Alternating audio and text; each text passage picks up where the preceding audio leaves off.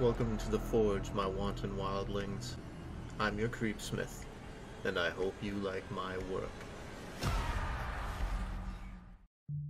Once again, welcome, wildlings. The urge to explore, to discover or rediscover, has long been one which many of us share. I've said this a number of times. Of course, it has also led many to find their own ends. They say that our oldest and strongest fear is the unknown. There are good reasons why this is so. Today's reading is of one such explorer finding his own reasons to fear what he's found. The Nameless City, authored by the titanic talent of terror himself, H.P. Lovecraft. When I drew nigh the Nameless City, I knew it was accursed. I was traveling in a parched and terrible valley under the moon, and afar I saw it protruding uncannily above the sands as parts of a corpse may protrude from an ill-made grave. Fear spoke from the age-worn stones of this hoary survivor of the deluge, this great-grandmother of the eldest pyramid, and a viewless aura repelled me and bade me retreat from antique and sinister secrets that no man should see, and no man else has ever dared to see. Remote in the desert of Araby lies the Nameless City, crumbled and inarticulate, its low walls nearly hidden by the sands of uncounted ages. It must have been thus before the first stones of Memphis were laid, and while the bricks of Babylon were yet unbaked. There is no legend so old as to give it a name or to recall that it was ever alive, but it is told of in whispers around campfires and muttered about by grandams in tents of sheiks, so that all the tribes shun it without wholly knowing why. It was of this place that Abdul al-Hazred, the mad poet, dreamed on the night before he sang his inexplicable couplet, "That is not dead which can eternal lie, and with strange eons, even death may die." I should have known that the Arabs had good reasons for shunning the Nameless City, the city told of in strange tales but seen by no living man. Yet I defied them and went into the untrodden waste with my camel. I alone have seen it, and that is why no face other than mine bears such hideous lines of fear. Why no other man shivers so horribly when the night wind rattles the windows. When I came upon it, in the ghastly stillness of unending sleep, it looked at me, chilly from the rays of a cold moon amidst the desert's heat, and as I returned its look, I forgot my triumph at finding it, and stopped still with my camel to wait the dawn. For hours I waited, until the east grew gray and the stars faded and the gray turned to roseal light edged with gold. I heard a moaning, and saw a storm of sand stirring among the antique stones, though the sky was clear and the vast reaches of the desert remained still. Then suddenly, above the desert's far rim, came the blazing edge of the sun, seen through the tiny sandstorm which was passing away, and in my fevered state I fancied that from some remote depth came a crash of musical metal, to hail the fiery disk as Memnon hails it from the banks of the Nile. My ears rang, and my imagination seethed as I led my camel slowly across the sand to that unvocal stone place, that place too old for Egypt and Meroe to remember, that place which I alone of living men had seen. In and out amongst the shapeless foundations of houses and palaces I wandered, finding never a carving or inscription to tell of those men, if men they were, who built the city and dwelt therein so long ago. The antiquity of the spot was unwholesome, and I longed to encounter some sign or device to prove that the city was indeed fashioned by mankind. There were certain proportions and dimensions in the ruins that I did not like, and I had with me many tools, and dug much within the walls of the obliterated edifices, but progress was slow and nothing significant was revealed. When night and the moon returned, I felt a chill wind which brought new fear, so that I did not dare remain within the city, and as I went outside the antique walls to sleep, a small, sighing sandstorm gathered beside me, blowing over the gray stones, though the moon was bright and most of the desert was still. I awaked just at dawn from a pageant of horrible dreams, my ears ringing as from some metallic peal. I saw the sun peering redly through the last gusts of a little sandstorm that hovered over the nameless city and marked the quietness of the rest of the landscape. Once more I ventured within those brooding ruins that swelled beneath the sand like an ogre under a coverlet, and again dug vainly for the relics of the forgotten race. At noon I rested, and in the afternoon I spent much time tracing the walls and the bygone streets and the outlets of the nearly vanished buildings. I saw that the city had been mighty indeed, and wondered at the sources of its greatness. To myself I pictured all the splendors of an age so distant that Chaldea could not recall it, and thought of Sarnath the doomed that stood in the land of Nar when man was young, and of Ib that was carven of grey stone before mankind even existed. All at once I came upon a place where the bedrock rose stark through the sand and formed a low cliff, and here I saw with joy what seemed to promise further traces of that antediluvian people. Hewn rudely on the face of the cliff were the unmistakable facades of several small, squat rock houses or temples, whose interiors might preserve many secrets of ages too remote for calculation, though the sandstorms had long since effaced any carvings which may have been outside. Very low and sand-choked were all of the dark apertures near me, but I cleared one with my spade and crawled through it, carrying a torch to reveal whatever mysteries it might hold. When I was inside, I saw that the cavern was indeed a temple, and beheld plain sights of the race that had lived and worshipped before the desert was a desert.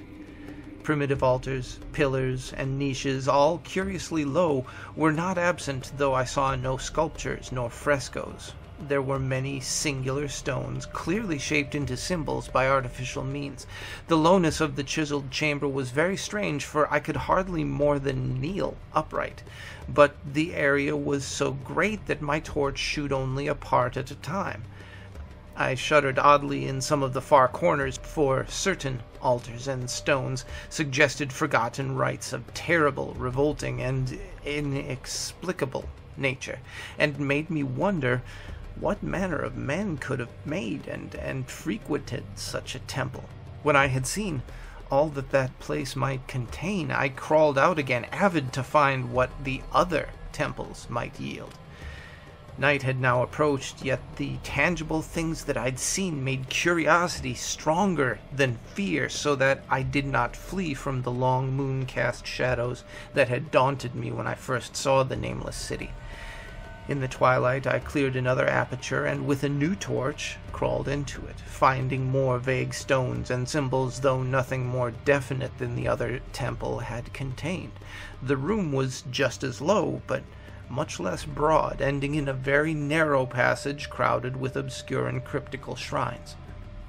About these shrines I was prying when the noise of a wind and of my camel outside broke through the stillness and drew me forth to see what could have frightened the beast.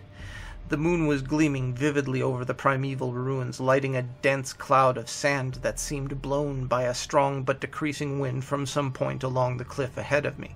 I knew it was this chilly, sandy wind which had disturbed the camel, and I was about to lead him to a place of better shelter, when I chanced to glance up and saw that there was no wind atop the cliff. This astonished me and made me fearful again, but I immediately recalled the sudden local winds that I had seen and heard before the sunrise, and at sunset judged that it was a normal thing. I decided that it came from some rock fissure leading to a cave, and watched the troubled sand to trace it back to its source, perceiving that it came from the black orifice of a temple long distance south of me, almost out of sight. Against the choking sand cloud I plodded toward this temple, which as I neared it loomed larger than the rest and showed a doorway far less clogged with caked sand. I would have entered had not the terrific force of the icy wind almost quenched my torch. It poured madly out of the dark door, sighing uncannily as it ruffled the sand and spread about the weird ruins. Soon it grew fainter, and the sand grew more and more still, till finally all was at rest again. But a presence seemed stalking among the spectral stones of the city, and when I glanced at the moon, it seemed to quiver, as though mirrored in unquiet waters. I was more afraid than I could explain, but not enough to dull my thirst for wonder, so as soon as the wind was quite gone, I crossed into the dark chamber from which it had come.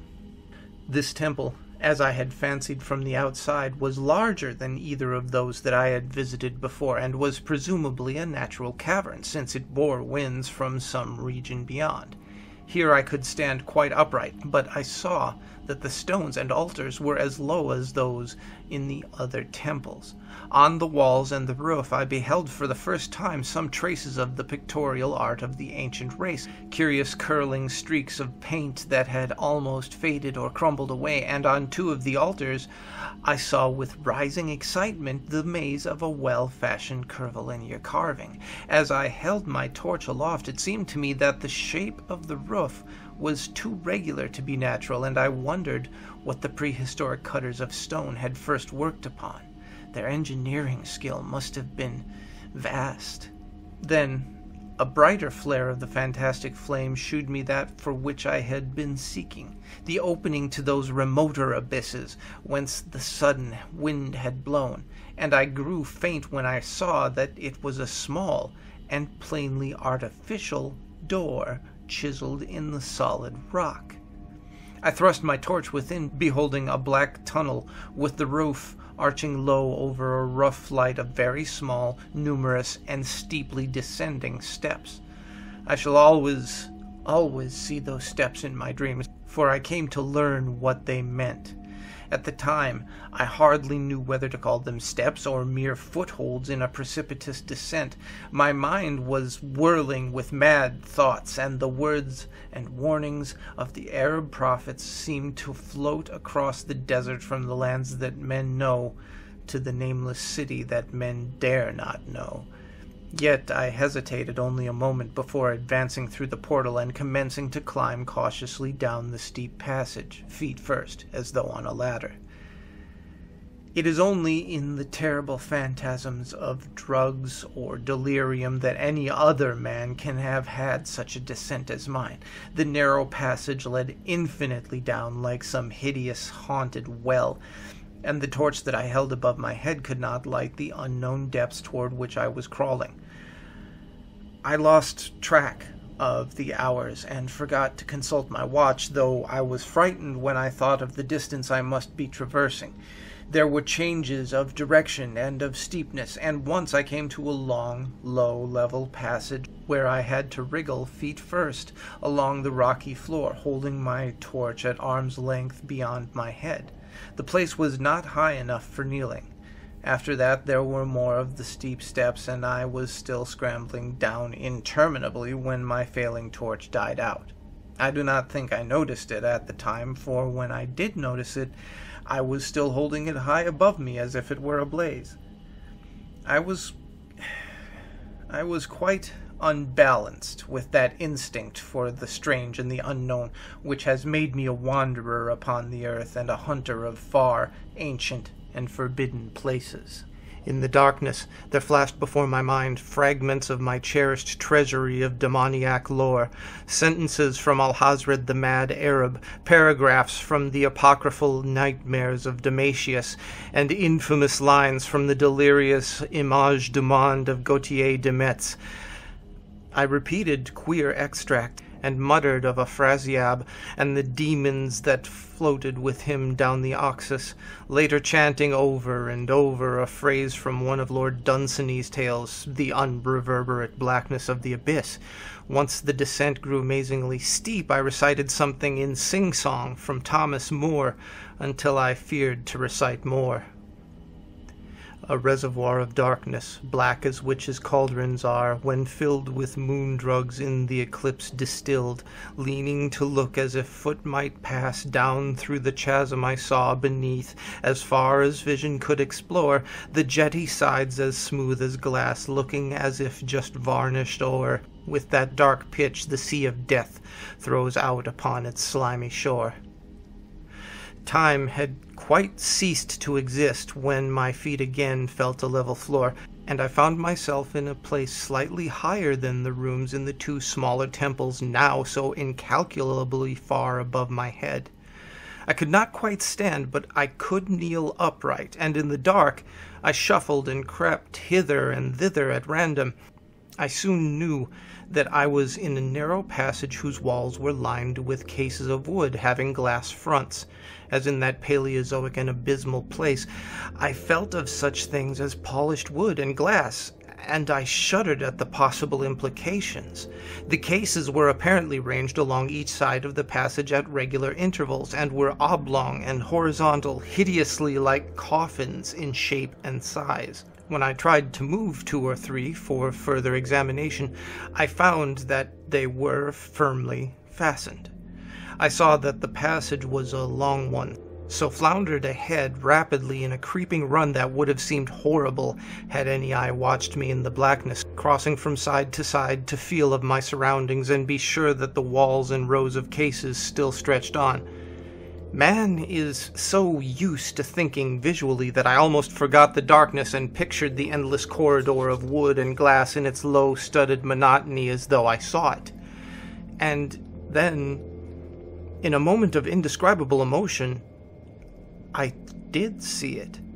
Just when my fancy merged into real sight, I cannot tell, but there came a gradual glow ahead, and all at once I knew that I saw the dim outlines of the corridor and the cases revealed by some unknown subterranean phosphorescence. For a little while, all was exactly as I had imagined it, since the glow was very faint. But as I mechanically kept on stumbling ahead into the stronger light, I realized that my fancy had been but feeble. This hall was no relic of crudity like the temples in the city above, but a monument of the most magnificent and exotic art. Rich, vivid, and daringly fantastic designs and pictures formed a continuous scheme of mural painting whose lines and colors were quite beyond description. The cases were of a strange golden wood with fronts of exquisite glass, and contained the mummified forms of creatures outreaching in grotesqueness the most chaotic dreams of man. To convey any idea of these monstrosities is impossible. They were of the reptile kind, with body lines suggesting sometimes the crocodile, sometimes the seal, but more often of nothing which either the naturalist nor the paleontologist has ever heard. In size they approximated a small man, and their forelegs bore delicate and evidently flexible feet, curiously like human hands and fingers. But strangest of all were their heads, which presented a contour violating all known biological principles. To nothing can such things be well compared. In one flash I thought of comparisons as varied as the cat, the bulldog, the mythic satyr, and the human being. Not Jove himself had so colossal and protuberant a forehead, yet the horns and the noselessness and the alligator-like jaw placed the things outside all established categories. I debated for a time on the reality of the mummies, half suspecting that they were artificial idols, but soon decided that they were some Paleogean species which had lived when the Nameless city was alive. To crown their grotesqueness, most of them were gorgeously enrobed in the costliest of fabrics, and lavishly laden with ornaments of gold, jewels, and unknown shining metals. The importance of these crawling creatures must have been vast, for they held first place among the wild designs on the frescoed walls and ceiling. With matchless skill had the artists drawn them in a world of their own, wherein they had cities and gardens fashioned to suit their dimensions, and I could not but think that their pictured history was allegorical, perhaps shewing the progress of the race that worshipped them. These creatures, I said to myself, were to the men of the Nameless City what the she-wolf had been to Rome, or some totem beast is to a tribe of Indians. Holding this view, I thought I could trace, roughly, a wonderful epic of the Nameless City, a tale of the mighty seacoast metropolis that ruled the world before Africa rose out of the waves, and of its struggles as the sea shrank away and the desert crept into the fertile valley that held it. I saw its wars and triumphs, its troubles and defeats, and afterward its terrible fight against the desert when thousands of its people, here represented in allegory by the grotesque reptiles, were driven to chisel their way down through the rocks in some marvelous manner to another world whereof their prophets had told them. It was all vividly weird and realistic, and its connection with the awesome descent that I had made was unmistakable. I even recognized some of the passages. As I crept along the corridor toward the brighter light, I saw later stages of the painted epic, the leave-taking of the race that had dwelt in the Nameless City and the valley around for 10 million years, the race whose souls shrank from quitting scenes their bodies had known for so long, where they had settled as nomads in the earth's youth, hewing in the virgin rock those primal shrines at which they never ceased to worship. Now that the light was better, I studied the pictures more closely, and remembering that the strange reptiles must represent the unknown men, pondered upon the customs of the Nameless City. Many things were peculiar and inexplicable. The civilization, which included a written alphabet, had seemingly risen to a higher order than those immeasurably later civilizations of Egypt and Chaldea, yet there were curious omissions. I could, for example, find no pictures to represent deaths or funeral customs, save such as were related to wars, violence, and plague. And I wondered at the reticence shown concerning natural death. It was as though an ideal of earthly immortality had been fostered as a cheering illusion. Still nearer the end of the passage were painted scenes of the utmost picturesqueness and extravagance, contrasted views of the Nameless City in its desertion and growing ruin, and of the strange new realm, or paradise to which the race had hewed its way through the stone. In these views, the city and the desert valley were shown always by moonlight, a golden nimbus hovering over the fallen walls and half revealing the splendid perfection of former times, shown spectrally and elusively by the artist. The paradisal scenes were almost too extravagant to be believed, portraying a hidden world of eternal day filled with glorious cities and ethereal hills and valleys. At the very last, I thought I saw signs of an artistic anticlimax. These paintings were less skillful and much more bizarre than even the wildest of the earlier scenes. They seemed to record a slow decadence of the ancient stock, coupled with a growing ferocity toward the outside world from which it was driven by the desert.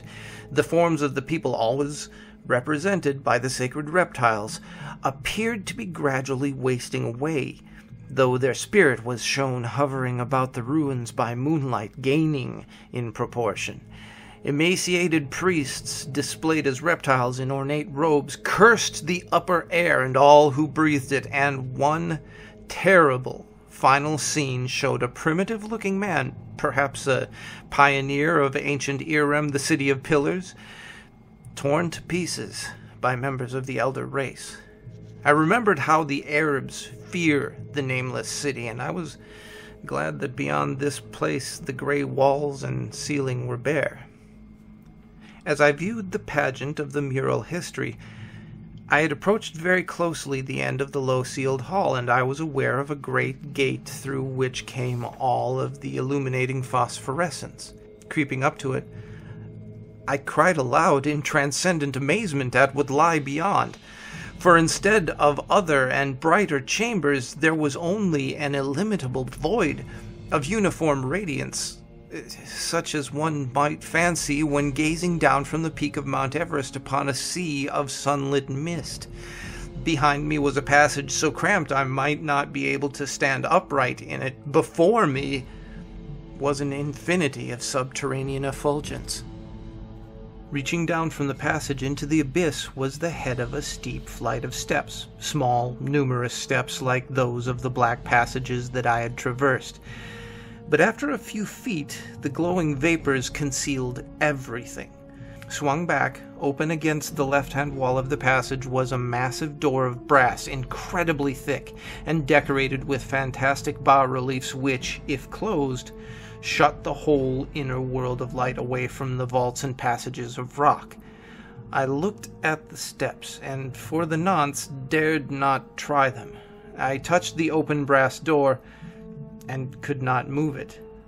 Then I sank, prone to the stone floor, my mind aflame with its prodigious reflections, which not even a death-like exhaustion could banish. As I lay still, with closed eyes, free to ponder, many things that I had lightly noticed in the frescoes came back to me with new and terrible significance. Scenes representing the Nameless city in its heyday, the vegetation of the valley around it, and the distant lands with which its merchants traded. The allegory of the crawling creatures puzzled me by its universal prominence, and I wondered that it should be so closely followed in a pictured history of such importance. In the frescoes, the Nameless city had been shown in proportions fitted to the reptiles. I wondered what its real proportions and magnificence had been, and reflected a moment on certain oddities that I had noticed in the ruins. I thought curiously of the lowness of the primal temples and of the underground corridor, which were doubtless hewn thus out of deference to the reptile deities there honored, though it perforce reduced the worshippers to crawling. Perhaps the very rites had involved a crawling in imitation of the creatures. No religious theory, however, could easily explain why the level passage in that awesome descent should be as low as the temples, or lower, since one could not even kneel in it. As I thought of the crawling creatures, whose hideous mummified forms were so close to me, I felt a new throb of fear. Mental associations are curious, and I shrank from the idea that, except for the poor primitive man torn to pieces in the last painting, mine was the only human form amidst the many relics and symbols of primordial life. But, as always in my strange and roving existence, wonder soon drove out fear, for the luminous abyss and what it might contain presented a problem worthy of the greatest explorer. That a weird world of mystery lay far down that flight of peculiarly small steps I could not doubt, and I hoped to find there those human memorials which the painted corridor had failed to give up. The frescoes had pictured unbelievable cities, hills, and valleys in this lower realm, and my fancy dwelt on the rich and colossal ruins that awaited me. My fears, indeed, concerned the past rather than the future. Not even the physical horror of my position in that cramped corridor of dead reptiles and antediluvian frescoes miles below the world I knew, and faced by another world of eerie light and mist, could match the lethal dread that I felt at the abysmal antiquity of the scene and its soul. An ancientness so vast that measurement is feeble seemed to leer down from the primal stones and rock-hewn temples of the Nameless city, while the very latest of the astounding maps in the frescoes showed oceans and continents that man has forgotten, with only here and there some vaguely familiar outline of what could have happened in the geological aeons since the painting ceased and the death-hating race resentfully succumbed to decay. No man might say. Life had once teemed in these caverns in the luminous realm beyond. Now I was alone with vivid relics, and I trembled to think of the countless ages through which these relics had kept a silent and deserted vigil. Suddenly there came another burst of that acute fear which had intermittently seized me ever since I saw that terrible valley in the Nameless city under a cold moon, and despite my exhaustion, I found myself starting frantically to a sitting posture and gazing back along the black corridor towards the tunnels that rose to the outer world. My sensations were much like those which had made me shun the Nameless City at night, and were as inexplicable as they were poignant. In another moment, however, I received a still greater shock in the form of a definite sound, the first which had broken the utter silence of these tomb-like depths. It was a deep, low moaning, as of a distant throng of condemned spirits, and came from the direction in which I was staring. Its volume rapidly grew, till soon it reverberated frightfully through the low passage, and at the same time I became conscious of an increasing draught of cold air, likewise flowing from the tunnels and the city above. The touch of this air seemed to restore my balance, for I instantly recalled the sudden gusts which had risen around the mouth of the abyss each sunset and sunrise, one of which had indeed served to reveal the hidden tunnels to me. I looked at my watch and saw that the sunrise was in fact near, so braced myself to resist the gale which was sweeping down to its cavern home as it had swept forth at evening. My fear again waned low, since a natural phenomenon tends to dispel broodings over the unknown. More and more madly poured the shrieking, moaning night wind into that gulf of the inner earth. I dropped prone again and clutched vainly at the floor for fear of being swept bodily through the open gate into the phosphorescent abyss. Such fury I had not expected, and as I grew aware of an actual slipping of my form toward the abyss, I was beset by 1,000 new terrors of apprehension and imagination. The malignancy of the blast awakened incredible fantasies. Once more I compared myself shudderingly to the only other human image in that frightful corridor, the man who was torn to pieces by the nameless race, for in the fiendish clawing of the swirling currents there seemed to abide a vindictive rage, all the stronger because it was largely impotent. I think I screamed frantically near the last. I was almost mad. But if I did so, my cries were lost in the hell-born babel of the howling wind-wraiths.